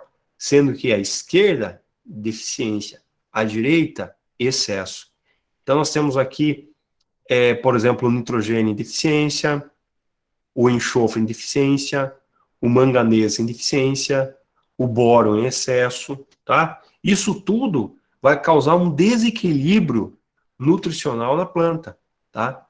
E o índice de balanço nutricional me diz, olha, o índice de balanço está 10, tinha que estar 0, está 10,1. Quanto mais próximo a 0, melhor, tá? Então, essa reguinha aqui embaixo tinha que estar mais próximo aqui, ó, da base no meio possível, tá? Isso aqui é uma análise, né, um resultado de uma análise DRIS, tá? E aqui uma outra situação, né, ó, aplicação de solução de fertigação, segunda recomendação. Eu fiz segunda recomendação e deu isso aqui. Olha só, eu fiz seguindo os passos aqui. Então, quer dizer, eu devo reequilibrar a solução através desse parâmetro. Então, é muito interessante essa ferramenta, muito importante, para que eu consiga, então, ter uma solução padrão, tá? E os fatores que afetam a nutrição, então, numa planta, né? Alta umidade, sistema radicular, pH inadequado, umidade do solo, baixa aeração, nematóide, compactação. Então, eu posso trabalhar aplicando certinho aqui, tá? Mas se tiver isso aqui como negativo, a planta vai entrar em distúrbio, ela não vai conseguir aproveitar o máximo de nutrientes, e aí eu vou ter um resultado de DRIS como esse daqui, tá? Fora o DRIS, nós temos o BN, que é o balanço de nutrientes, tá? Disponibilizado aqui pela NPCT, né? Que também funciona muito parecido com o DRIS, tá? E também temos a CND, Composition Nutrients Diagnostic, né? Que é um sistema multivariado, né, de diagnóstico, que é no portal da Unesp, né? Que vocês podem utilizar também gratuitamente. Com uma análise foliar, eu entro na cultura desejada aqui, por exemplo, uva, entrei aqui, entro na cultura desejada, digito ali o índice foliar e vai sair, então, o diagnóstico da composição nutricional, que sai mais ou menos assim, né? Nesse caso aqui do tomate, eu tenho um índice negativo do zinco, né? Quanto mais próximo ao zero, melhor. Quanto mais acima, excesso. Quanto mais para baixo, deficiência, né? Então, vai me mostrar aqui com uma precisão muito interessante aqui os índices, né, do tomate. Bom, como conclusão, né, pessoal? Concluindo aí o nosso trabalho de hoje. Precisamos sempre ter um conhecimento técnico e treinamento sempre, né? Um avião para decolar, ele precisa de um checklist de aproximadamente 40 minutos, né? Fica fazendo checklist, ver se está tudo certinho. Esse checklist, né, nós precisamos de conhecimento técnico para trabalhar um treinamento. Esse piloto só vai voar, né, quando esse checklist estiver completo, quando a torre dizer que, olha, pode decolar, quando ele falar, eu posso, porque o checklist está completo. Para isso, né, para ele voar, ele precisa de uma metodologia de trabalho, ele precisa seguir procedimentos, ele precisa ser acompanhado, ele precisa ser monitorado, ele precisa ter atenção, ele precisa sempre analisar e fazer uma releitura daquilo que aconteceu de errado, tá? E a nossa função como engenheiro agrônomo é sempre trabalhar no conhecimento técnico, treinamento, metodologia, procedimento, acompanhamento, monitoramento, atenção, análise, releitura. Nós somos um piloto, né? Mas não de uma aeronave, mas somos um piloto lá no campo, e isso é muito interessante, importante. Qual que é a diferença entre uma equipe e outra, né? Qual que é a diferença? O carro, o pneu, o piloto, né? Qual que é a diferença entre os carros? Há uma diferença entre os carros? tá? Qual que é a diferença de uma adubação de outra adubação? Qual que é a diferença de um solo de outro solo? Qual que é a diferença de um cultivar de outro cultivar? Isso tem que ser analisado muito, muito, uma sintonia muito fina, e isso que dá o resultado diferente, né? Um outro resultado. E aí, ó, esse sou eu lá em 2002, em Mandirituba, onde eu tenho propriedade. Eu já trabalhava com morango em 2002. Olha só, tinha recém-formado aqui, então já trabalhava fazendo experimento morango na minha propriedade. Desde lá, né, a gente sempre trabalha com isso, com morango, cultura bem interessante, uva também, a gente trabalha frutos de caroço, trabalha bastante com solo, né? Então tem bastante coisa aqui sendo feita. Eu era bem magro, mais jovem, né? Mas a coisa passa. Mas eu já tinha resultado bom, né? Ó, Camarosa, 2002 aqui, ó. Olha só, Camarosa. Olha que bonito isso aqui, né? Fazia feiras aqui, o meu carro, né, da época, um Fuscão aqui, ó, feira em Mandirituba, igreja da comunidade, fazia esse tipo de trabalho aqui. Morango sempre prezava a maior qualidade possível, adubação sempre, sempre frenético por adubação, nutrição, tentando entender a planta, né? A feira aqui e aqui, no IAPAR, eu trabalhei no Instituto Agronômico do Paraná, que é o Instituto Oficial de Pesquisa aqui por 10 anos, né? Essa aqui é uma plantação de morango que a gente tinha aqui na região, né? Morango no solo, sistema diferente aqui na região, né? E essa produção que a gente tinha, né? A morango a céu aberto, uma produção grande, né, de morango a céu aberto, que morango para indústria, enfim, sempre fui apaixonado por essa cultura. E também apaixonado pela minha cidade, que hoje completa 198 anos, é feriado aqui em Ponta Grossa, e pela cerveja, né? Nós temos uma cervejaria. Então eu deixo meu muito obrigado para vocês, meus contatos aqui, Paulo Borzotti, então vocês podem acionar lá, o JP Desenvolvimento Agrícola, também é Instagram, e Cervejaria Palais também, vocês vão me achar lá, o contato é esse, é 42 o DDD, tá? 42, sem problema algum, pode mandar mensagem, pode ficar bem à vontade no Instagram, quase eu não utilizo o Face, mas é mais Instagram e WhatsApp, tá? Fique à vontade para a gente compartilhar aí das ideias, beleza? Perguntas, sugestões, recomendações, estamos... Professor, o Beleza? Rafael tem uma pergunta aqui. Perfeito, Pode deixa falar, eu fechar Rafael. aqui. Fechar aqui. Ô, Paulo, Beleza. sobre aqueles programas que você passou aí, eles funcionam só para análise foliar ou para análise de solo também? Tá.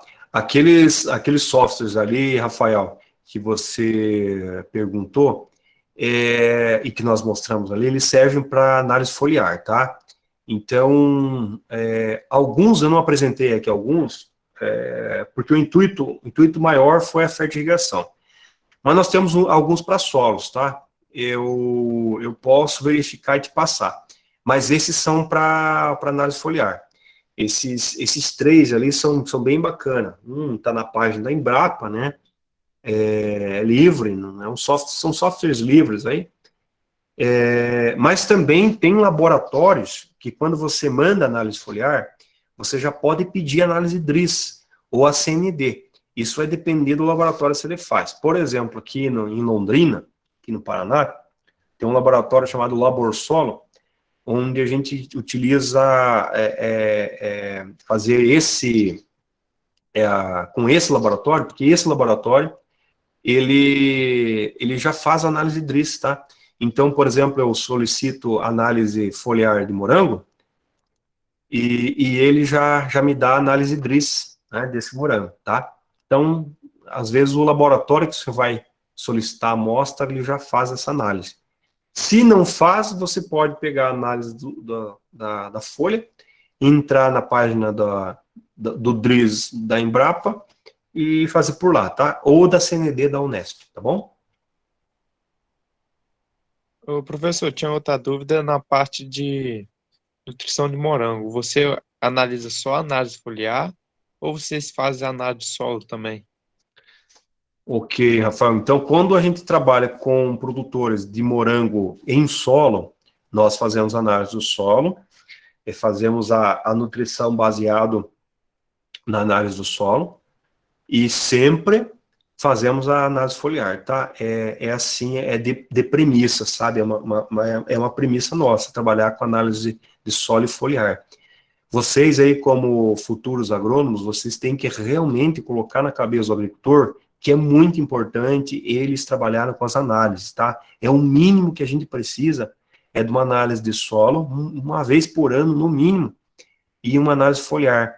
A gente precisa dessas análises para que nós possamos, então, fazer um prognóstico, né, um diagnóstico. É a mesma coisa que um médico, né? Pega um monte de exames para a gente, e através dos exames que ele vai monitorando e vai afunilando isso. E nós precisamos cada vez mais ser mais técnicos, e para isso a gente precisa das análises, né? Então nós trabalhamos sim, Rafael, com as análises de solo, e monitorando através de uma análise foliar, tá? As plantas perenes, ou no caso do morango, que não é perene, que essa é uma semi-perene, né?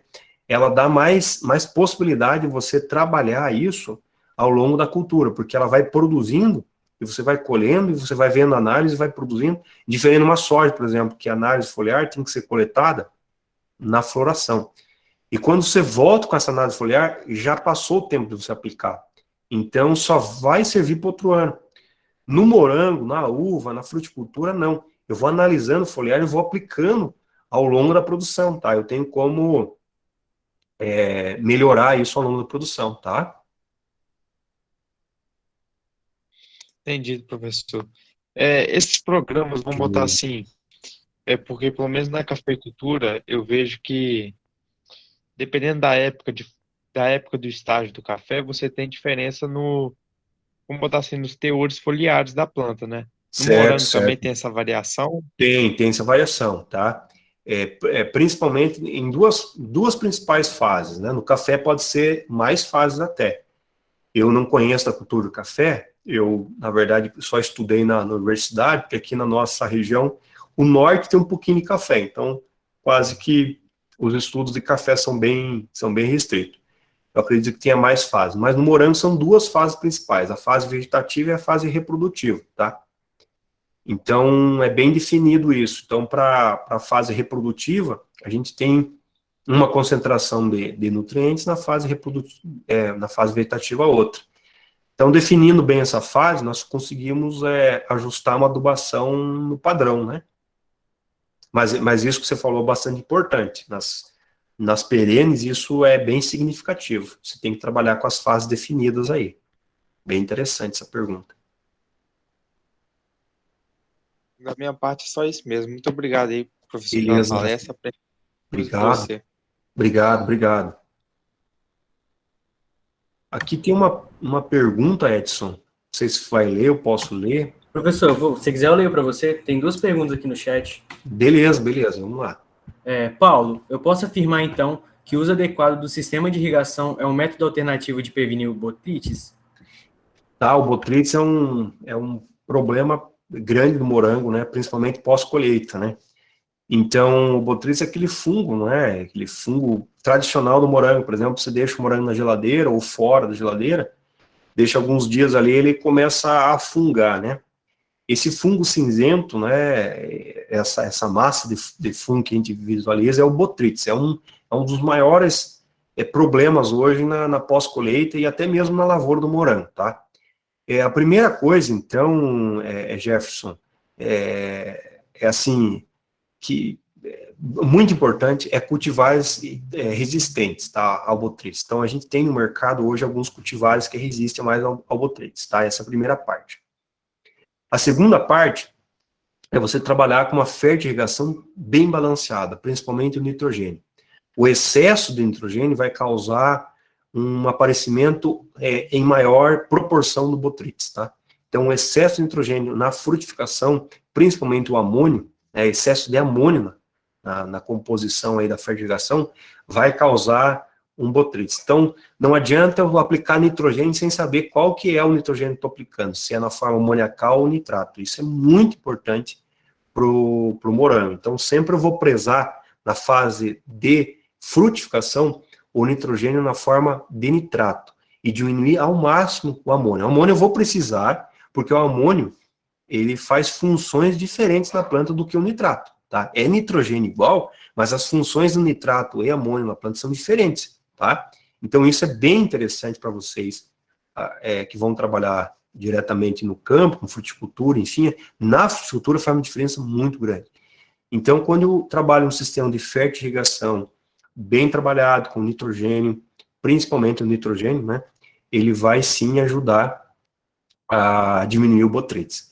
E outra coisa é o trabalho, viu botrytis, retira fora, retira o morango fora e tenta não passar, né, de uma planta para outra, porque o botrytis vai passando, né. E se isso persistir, aí a gente tem a utilização de produtos biológicos, né? Então a gente utiliza produtos biológicos, o Belvéria, o Bacillus, né? Para diminuir o ataque de botrytis, tá? Essas ações integradas diminuem muito, né, o botrytis, diminui bastante o botrytis, quase zerando aí o botrytis, mas pode sim afirmar que um sistema de irrigação bem trabalhado, bem conduzido, e um sistema de irrigação localizado, né, porque o sistema de irrigação na aspersão vai aumentar a possibilidade de ter botrytis, né, eu não posso molhar a folha do morango, a gente sempre fala que o morango não pode dormir úmido, ele tem que dormir seco, né, sem nenhum tipo de água na folha, tá? Obrigado pela pergunta aí, Gabi. Que isso, Paulo, eu que agradeço pelo esclarecimento. Beleza, obrigado. Professor, e outra pergunta é do Pedro. É assim, Paulo, você mostrou equipamentos de ponta em sua apresentação. Hoje, para montar uma estrutura dessa, por quanto ficaria um hectare e em quanto tempo eu tiro meu investimento? Tá, então, beleza, Pedro, uma informação bem importante, que é uma pergunta bem importante, porque quando a gente mostra isso para o agricultor, geralmente é assim que ele se sente, né? Pô, mas a tecnologia, quanto que vai custar para mim, né? Realmente, essa tecnologia, quando a gente fala dos injetores, quando a gente fala de um sistema automático, isso aí, ele realmente é um valor, é um valor alto. Assim, nós temos estufa hoje, estufas, vamos pensar assim, de 1.000 metros quadrados, tá? Vamos falar de uma estufa de 1.000 metros quadrados, que chegam aí a custar com os sistemas de injeção R$70 mil, tá? Vamos pensar no sistema mais completo possível, de 1.000 metros quadrados. Mas nós podemos ter estufas de 1.000 metros quadrados por R$30 mil, tá? Sem levar em consideração toda essa tecnologia. Então, R$1.000, eu posso iniciar um processo de cultivo. 1.000 metros quadrados, tá? Com R$30 mil. E 1.000 metros quadrados com R$70 mil. Só que vai mudar nisso aí, a tecnologia, tá? Eu tenho uma estufa, por exemplo, automatizada, que abre e fecha a cortina automática, ou eu tenho uma estufa de 30 mil que eu vou lá e vou ter que fazer isso todo dia, né? Ambas podem chegar a uma produção muito parecida. Entretanto, eu preciso de mão de obra para ter essa produção, né? Numa estufa não automatizada. O Brasil hoje está ganhando o mercado de automatização em estufas, tá? Tem uma estufa aí em Minas que ela é fantástica. Até tem um vídeo no YouTube, né? Produz tomate. Foi inteira importada da Holanda. Ela tem 1 hectare de estufa. É uma estufa de 1 hectare de vidro. Ela não é de filme, né? É de vidro. Essa estufa realmente é fantástica. Ela tem todo esse sistema que nós falamos, todo automatizado. Todo automatizado. Então, é uma estufa que custou R$1 milhão. Quer dizer, 1.500.000, né? R$1 milhão. Ele tirou isso em 3 anos. Em 3 anos, ele conseguiu pagar esse investimento de R$1,5 milhão. Em 3 anos com tomate. O tomate vendendo de 8 a 10 reais o quilo. No morango, o payback, normalmente, que a gente faz do investimento, que é o tempo de retorno, normalmente chega no primeiro e no segundo ano a gente já retira. Vamos pensar o seguinte, só para completar, Pedro, a seguinte situação. Bom, uma planta de morango bem nutrida, bem trabalhada, pode gerar 1 quilo por planta no ciclo de 1 ano. Vamos pensar o seguinte, no ciclo de 1 ano, 1 quilo por planta. Se chega a produzir mais, mas vamos pensar que 1 quilo seria interessante. Um quilo de morango, eu consigo vender, vamos pensar, a R$ 20. Vamos pensar dessa forma, R$ 20. Eu posso vender até mais nas entre safras. Vamos pensar que seria R$ 20.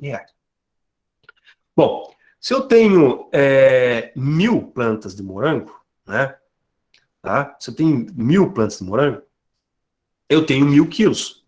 Tá? 1.000 quilos a 20, eu teria 20.000 plantas. Mas normalmente eu não tenho 1.000 plantas de morango. Né? Normalmente quem entra para o morango vai ter lá 8.000, 10.000 plantas de morango. Se eu tenho 10.000 plantas de morango, são 10.000 quilos a 20.000, né? Eu tenho R$ 200.000. R$ 200.000, 30% disso é custo. Tá? R$ 200.000, 3 vezes 2, 6. R$ 60.000 é um custo. Então, no ano, sobrou 140 mil. Vamos pensar na pior das hipóteses, sobrou R$ 100.000 no ano. Ah, mas R$ 100.000 no ano não é bastante. Se eu dividir por 12, dá menos de 10 mil. Bom, que dê R$ 9.000 por mês, limpo, tá? R$ 9.000 por mês limpo, ou R$ 100.000 no ano, se eu pagar a estufa, que custou aí, vamos pensar, 50 mil, eu tenho 50 mil na mão, e no outro ano não vou precisar pagar 50 mil, vai vir para o meu gosto. O morango é rentável. O medo que eu tenho é o seguinte, está entrando muito morango no mercado, mas muito mesmo. Aqui na nossa região tá entrando demais morango. Só que está entrando gente no morango pouco tecnificado e sem conhecimento. E os caras estão deixando, no primeiro mês, segundo mês, já deixa o morango. Porque o morango é venda, tem que vender. Né? E aí vocês estão para sair do mercado de trabalho e às vezes diversificar um pouco, né? Entrar no morango, entrar no tomate, entrar em essa diversificação. Mas é mais ou menos por aí, Pedro. Tem várias outras coisas que dá para fazer, mas a grosso modo seria isso. A gente tem bastante coisinha aí que dá para complementar. Mas uma boa pergunta aí, Pedro, uma boa indagação aí, que nós, como agrônomos, tem que partir para o seu lado também. Quanto que custa? Quanto que é o investimento? Quanto que é o retorno? É viável? Não é viável? Tem condição de fazer? Não precisa aderir a essa tecnologia total? Vamos aderir a metade? Vamos ser mais braçal agora? Né? É essa a nossa visão também, como engenheiro agrônomo, tá? Beleza? Professor, foi só essas perguntas mesmo. O Rafael tem uma pergunta. Pode falar, Rafael. Ô, professor, aproveitando aí que você falou de custo, num estufa aí de 1.000 metros, quantos morangos caberia? Quantos pés, assim? Então, nós trabalhamos aí numa base de uma produção aí de 1.000 metros quadrados.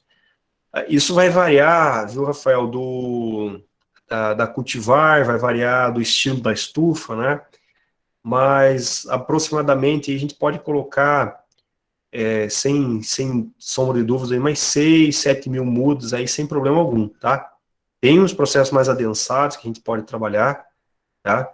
Mas aqui na nossa região, a região muda pelo fato da questão da radiação solar, né? Isso muda bastante, da condição do período, né? Do fotoperíodo, que a gente pode trabalhar com morangos de dia neutro, morangos de dia curto, né? Então isso altera um pouco, mas normalmente é isso que a gente faz, né? Cada slab aí, a gente está trabalhando com 6, 7 plantas, cada slab tem 1,40 metros, né? As bancadas espaçadas aí de um slab para o outro de 30 centímetros e o corredor de 1 metro no máximo. Então, mais ou menos é isso que a gente trabalha, né? Beleza, Paulo, obrigado aí. Ô, Nada, Paulo, você falou obrigado. de 30% no custo aí, até mesmo com essa alta de adubo e de insumos que teve É, aí? isso, na verdade, a gente está refazendo as planilhas aí, pode ser que chegue a 40% isso aí, viu?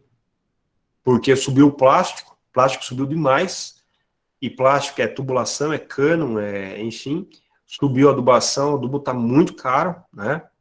Está com falta de adubo solúvel no mercado, né, de algumas empresas que a gente trabalha, e o repasse está sendo bem árduo, então vai chegar aí um custo de produção um pouquinho mais, né? Isso a gente está refazendo algumas coisas aqui, tá? Combustível, né, esse transporte, essa venda, às vezes tem que fazer uma venda direta, gasta mais combustível, então isso realmente, tá? O preço do morango acompanhou essa demanda aí, porque a maioria das culturas aumentou o preço, no seu do morango. Então, a gente tem escutado nos grupos aí que realmente teve produtores vendendo morango a R$ 5 o quilo, cara, esses dias atrás, tá? E aí, sim, isso ficou muito preocupante, porque de 20 para 5, cara, você perder 15 reais no quilo, isso é muito preocupante, tá? Então, por isso que eu tô falando a questão do morango, tem que ter muito cautela, né? Tem muita gente indo pro morango, a gente sabe que existe uma demanda ainda, mas tudo que tá em voga, né? Uma hora vai estabilizar, né? Então, o preço do morango orgânico na nossa região chega a R$ 30, tá? Mas não tem morango orgânico aqui, quase não tem. E o morango comum, morango convencional, a gente chega a R$ 20. Na época, mesmo ano passado, na época de colheita, chegou a 15, mas nunca tinha chegado a 5, como chegou em algumas regiões aí. E brigar por preço é uma coisa bem complicada, né? Obrigado aí, Paulo, pelas... Nada, que isso. E assim, pessoal, ó, só uma última coisa, ó, esse símbolo aqui é um símbolo muito forte, tá? Vocês estão na agronomia, é um símbolo muito forte, então realmente estudem, criem o diferencial na faculdade, universidade onde vocês estão. O mercado precisa de vocês, precisa de profissionais bem atentos, né? Precisa aí de profissionais de vocês jovens, aí novos, que vão fazer a diferença, né, no agronegócio brasileiro, aí, independente da área, fruticultura, grãos, né? Mas precisa, a agronomia é muito forte, né, e que está levando esse país para frente. Então a gente precisa debruçar aí num diferencial, criar o diferencial, ir para o campo e mostrar ao produtor, né, que é possível produzir, né, produtos aí sustentável com uma tecnologia e sem agressão, tá? Caso alguém mais quer perguntar alguma coisa. Então, caso não haja mais perguntas, vou dar encerramento à palestra. Paulo, em nome de toda a empresa, Júnior, queremos agradecer por você ter disponibilizado um pouco do seu tempo para estar aqui conosco. Foi uma honra tê-lo aqui hoje e espero que futuramente, com outros eventos, você possa estar com a gente aqui de novo. Letícia, você quer falar alguma coisa? Não, apenas isso mesmo. Parabéns pela palestra, Paulo. Foi muito gratificante, muito enriquecedora para o nosso conhecimento. Vai contribuir demais para a nossa formação. E obrigado por ter participado e aceitado o nosso convite. É isso, eu que agradeço, tá? Eu agradeço o convite de vocês, tá? Agradeço a organização, agradeço os alunos do comparecimento, a gente sabe, né? Cada um tem uns afazeres aí, ainda sei que estão estudando, mas, enfim, e estou à disposição, tá? Foi gratificante para mim também, de alguma forma, tentar contribuir com vocês, tá bom? Obrigado pelo carinho que vocês tiveram aí nas perguntas, tá? E precisando, né, a gente estando disponível aí, faço questão, tá bom? Abração. Boa noite a Obrigada. todos. Hoje, então, agora se encerra mais um dia da sexta semana agronômica. E amanhã estaremos de volta às 9 horas da manhã com a palestra de produção de carne bovina a pasto, com o palestrante Euvânio Moselli. Boa noite a todos. Boa noite.